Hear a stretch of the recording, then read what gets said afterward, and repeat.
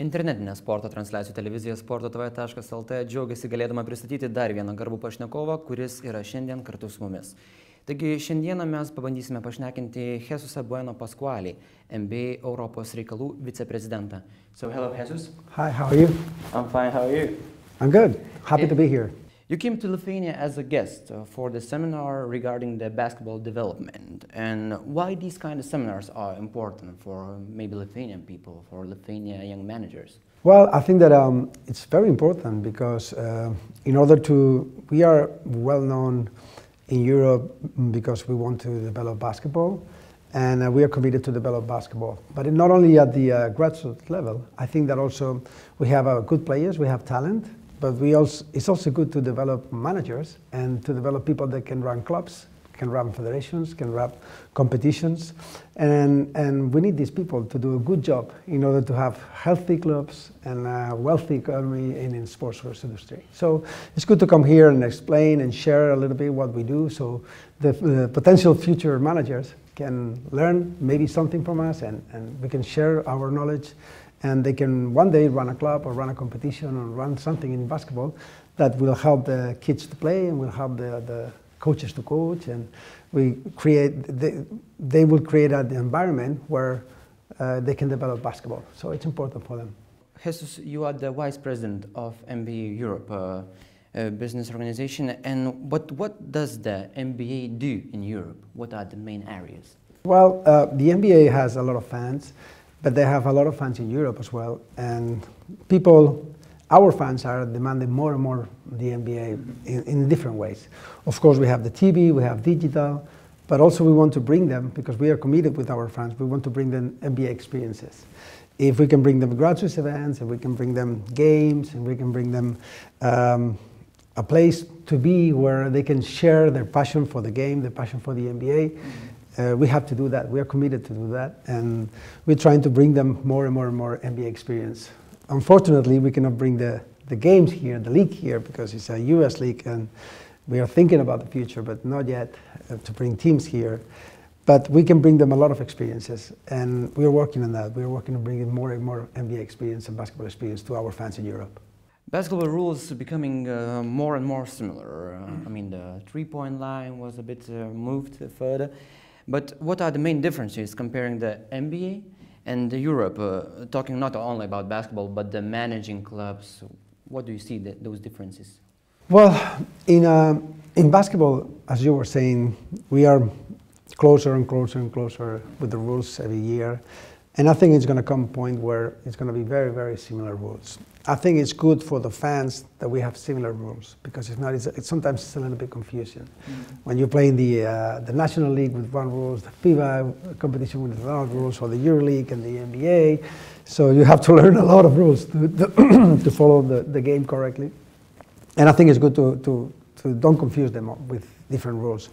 But in general, basketball is becoming more and more and more a global sport, and everybody plays basketball all over the world.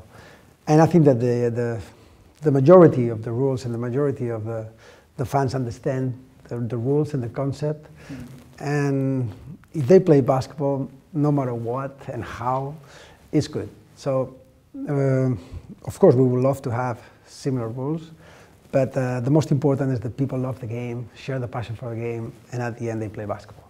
And we do that in Europe, we do that in all over the world, and it's a very nice sport to do, and it's a very nice competitions. We have the EuroLeague, it's a very good competition. We have national leagues, we have the FIBA World Cup next year, and we have a lot of assets and events, basketball events, to share with the people so they can enjoy and share this passion for the game.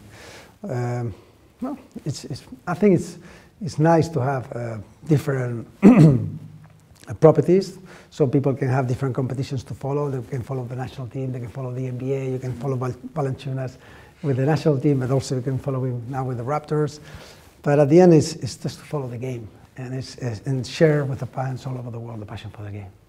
There is public opinion always floating around that in NBA people come to see not only the basketball but also the show, which is happening in the arena during the basketball game.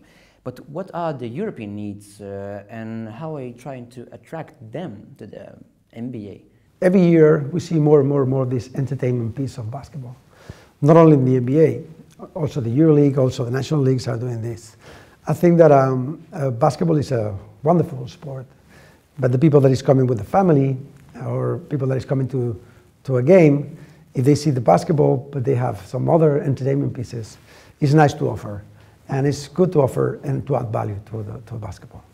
The NBA has been maybe the first one doing this, but we see this in the EuroLeague now, we see this in the national leagues, we see this in other sports, handball, or even, I don't know, Formula One. Everyone is trying to add the entertainment piece to the sport, no? And I think it's a good practice.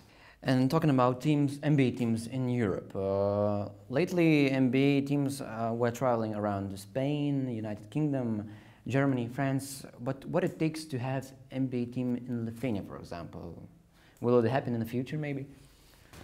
Well, why not? I think that we would love to bring as many teams as possible to Europe to play, and we would love to be in 50 countries in Europe, but unfortunately this is really hard to do, and we only have 30 teams, and people all over the world are demanding more games, so we have to also go to Taipei, to Manila, to Mexico, to Brazil, and in Europe we were in Spain, we were in UK, we were in Turkey, and maybe in the future we can come to Lithuania. The only problem is that we cannot bring teams to 50 countries every year, of course, and sometimes it's difficult to go where all the fans want us to be.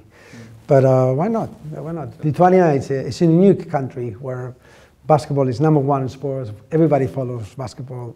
The whole country breathes basketball, and we have a lot of fans here as well. So why not? So, for example, can we book Toronto Raptors for the next year? Well, no. We have an agreement with the teams that they are traveling overseas internationally every 3 years. So the Raptors probably next year are going to be willing to travel, but we don't know if they can come to Lithuania or not. This stage is too early to know. And talking about your staying here in Lithuania, about your seminar topic, you said that the sports industry is changing, and how can you comment on that? How is it changing? Like, what are the main points? The thing is that the fans are changing as well. We are in a global world right now. Everybody has a smartphone. Everybody can follow with a one click the competition here in Lithuania, but also in the NBA. The technology and the communications give us the opportunity to bring basketball all over the world, to bring the NBA to every single corner of the planet. And the technology and the production of the games, the way you do the games, the data analytics, there's so much information around the game right now that the fans all over the world can live the experience of the game in a different ways. Before it was only the TV, but now they can follow it in TV, they can follow the highlights, they can follow the highlights in our website, they can follow the NBA with the NBA TV and our application, NBA application, League Pass. So we are providing more and more and more experiences to the fan. The world is changing, the fan is willing to have in his pocket all the information that he wants, and he's asking and demanding more information. So we have to be ready for that. We have to be ready to provide this content. We have to be ready to provide conversations. Social media is big now. NBA with teams, the league, and the players. We have over 450 million followers. And imagine the kind of conversations that are online, that are in the air. So we have to be ready for that. We have to be ready to talk to them, to have conversations with our fans, to be online and social media all the time. And the world is going in this direction. So we have to be ready to be there and to provide these experiences. I myself remember reading one article like 7 or more years ago about that some Europe teams could play in NBA in the future. Of course, maybe it was like utopia, but once again, is it possible that in the future, not next year, not 2 years, but maybe like 5 years from now, we could have a team from Europe in NBA? Well, we don't know. Again, the future with the new technology is helping us to be all over the world. Maybe the planes will be faster. Now it takes 7 hours to go from New York to London, Paris, or Madrid. maybe in the next future will be less than 7 hours, it will be 5 hours, we don't know. But the biggest challenge is here to have teams in Europe also, we have to take into account the arenas, the way we do our game, how we present the game.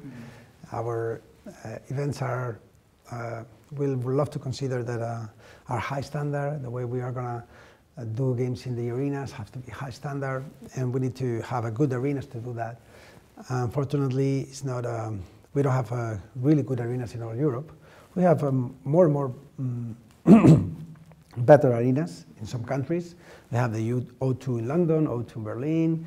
We have a Kaunas arena, is very nice as well. In Turkey, we have the Fenerbahce arena. Paris Bercy is rebuilding the arena to be a very, very high standard arena.